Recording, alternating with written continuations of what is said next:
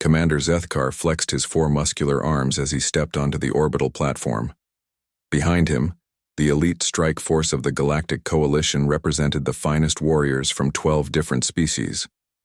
Each warrior had been handpicked for their legendary combat prowess, survivors of 100 battles, slayers of titans, champions of their respective worlds. "Remember?" Zethkar's voice rumbled through the translation matrix.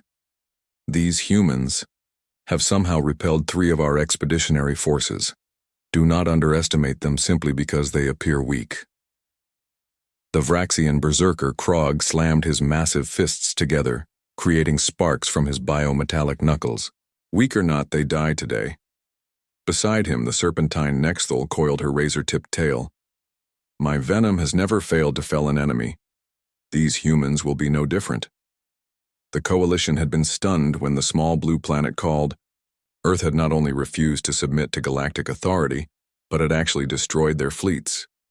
3 separate armadas, each capable of glassing entire star systems, had simply vanished in Earth's vicinity. Now they were sending their absolute best, warriors whose names were spoken in whispers across the galaxy. As their transport approached Earth's atmosphere, Zethkar reviewed the intelligence reports one final time. Humans appeared to be a relatively young species, bipedal, lacking natural armor, claws, or venomous fangs.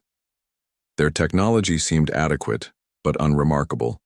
By all measures, they should have been conquered within hours. The transport shuddered as it entered the atmosphere, and Zethkar's tactical display lit up with incoming signals. "Attention, unknown vessel," came a surprisingly calm voice through their communications array. "You are entering restricted Earth airspace. Please identify yourself and state your intentions." Krog laughed, a sound like grinding stone. Such politeness from prey. Zethkar activated his translator. "This is Commander Zethkar of the Galactic Coalition Armed Forces. Surrender immediately or face annihilation." There was a brief pause before the human voice responded. "Oh, you're the Galaxy guys!" "Great timing. Our defense training exercise was getting a bit boring. How many of you are there?" The elite warriors exchanged glances. "Training exercise? There are 50 of us," Zethkar replied, confused by the casual tone. "Each one worth 1,000 of your kind. 50? That's perfect for a warm-up round. Please proceed to coordinates we're transmitting now. Our cadets need the practice." Cadets. Zethkar's 4 hearts began beating irregularly. These humans spoke as if facing the galaxy's most feared warriors was routine. The transport descended toward a massive complex that sprawled across several kilometers. What struck Zethkar immediately was how normal it looked. No massive defensive installations, no energy barriers, no signs of panic or military mobilization. Just clean buildings, green spaces, and what appeared to be young humans moving about in organized groups. As they landed, Zethkar observed through the viewports.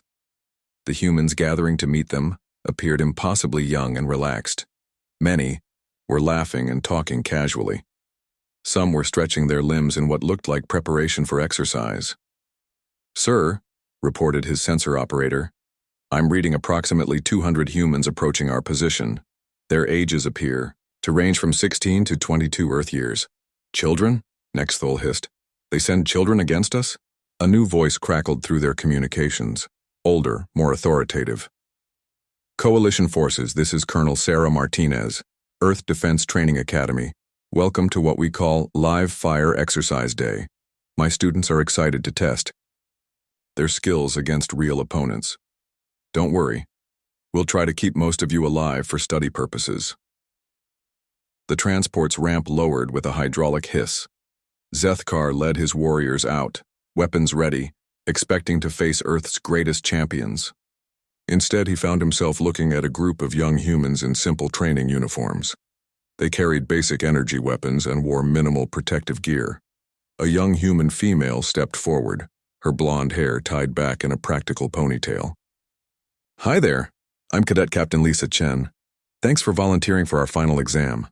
Krog roared and charged, his biometallic fists crackling with destructive energy.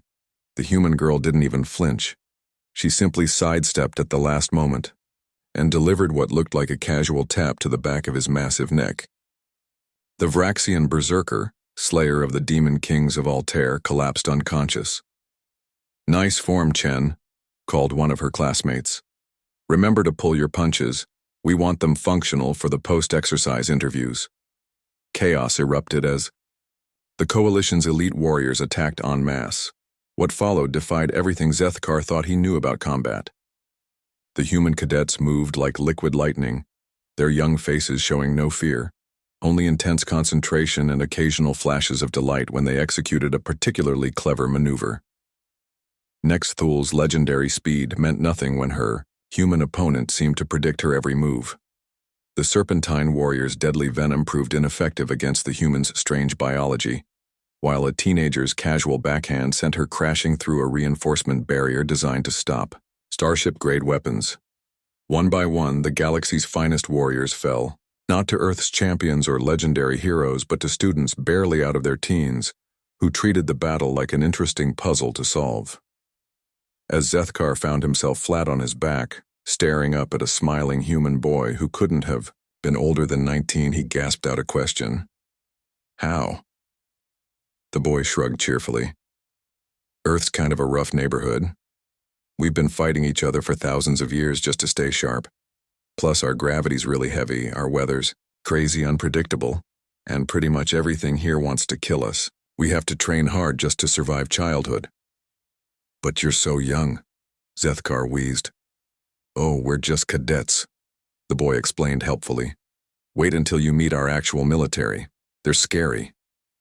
As consciousness faded, Zethkar heard Colonel Martinez's voice over the Academy's intercom system. "Excellent work, everyone. New personal records all around.